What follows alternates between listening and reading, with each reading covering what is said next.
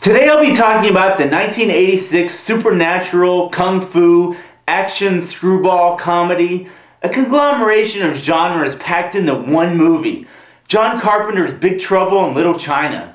The movie tells the story of a brash Westerner who gets involved in rescuing a girl in an unfamiliar Asian culture, and a decrepit old man who wants to gain a power that will make him mortal again. It's like the second standalone Wolverine movie, but not embarrassingly bad. Right off the bat, this movie sets a corny B-movie atmosphere and feels like a modern take on the old serials from the 40s like Flash Gordon and Dick Tracy. It's like a poor man's Indiana Jones, at least Temple of Doom.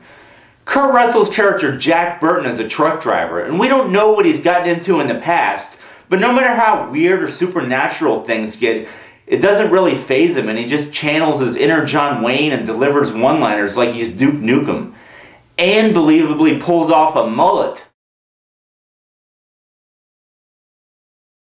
This movie had a big influence on video games for years to come. Like, the soundtrack sounds like it's from Streets of Rage, and it has the same plot as Final Fight and Double Dragon. And the guy who wears a straw hat and shoots electricity out of his hands is Raiden from Mortal Kombat. And this guy is wearing a Legolas cosplay 15 years before that movie even came out. The story sets in motion once Kurt Russell goes with his buddy Wang to pick up his long-distance girlfriend at the airport.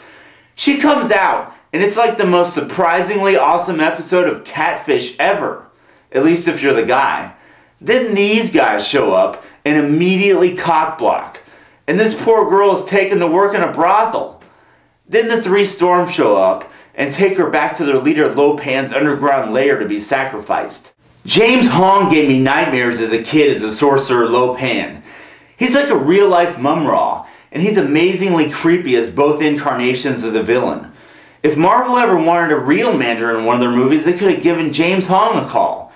It's hard to believe the same guy who played Snotty in Revenge of the Nerds 2 and the maitre d' from the classic Chinese restaurant episode of Seinfeld could play such an awesome villain. This movie has some good supporting characters as well. Kim Cattrall and her lawyer friend hardly seem like damsels in distress and seem like they're taken right out of a 40s gangster movie. Egg Shen is a silly old man who turns out to be the good counterpart to Lo Pan. He's a zany old uncle who turns out to be Obi-Wan Kenobi. This movie is a compelling thriller, really never a dull moment. You're drawn into the intrigue of seeing how the mystery will unfold, and the adventure keeps taking the protagonist deeper and deeper into all this secret Chinese mythology. The reveals just keep getting more and more engrossing as the protagonists venture deeper into Lo Pan's lair. Again, this reminded me of levels in a video game. Seriously, the director of the Resident Evil movies could have picked up a few pointers from this movie. We're actually invested in the outcome of the characters in this movie. Some people would also suggest that this movie reinforces negative stereotypes towards Asian people. Like all Chinese people know Kung Fu, and their country's folklore is all about black magic. The movie presents Lo Pan's lair as a hidden fantasy world even to most of the people who live in Chinatown. This world is like Hogsmeade. It's like saying all British people practice witchcraft because of Harry Potter. I don't think anyone would mistake this movie for a documentary about authentic Chinese culture. Kurt Russell's character is also pretty much just a doofus who has a lot of swagger. His buddy Wang does all the work, and Jack is just there to give moral support and provide comic relief.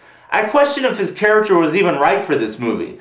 I wonder if they had cast an established martial arts star if this movie would have done better at the box office.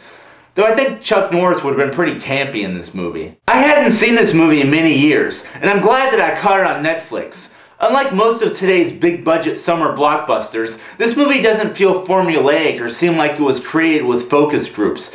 It just feels like John Carpenter making a movie exactly the way that he wanted and sticking to his vision.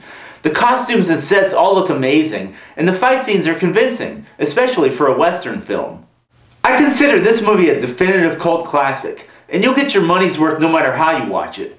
It also made me curious about other kung fu movies with supernatural elements. I remember The Last Dragon came out around the same time as this movie, and that fits in the same boat. Anyway, thanks for watching, and now I'm going to get hard at work on my fan fiction, Lo Pan vs. Michael Myers. It's fantastic.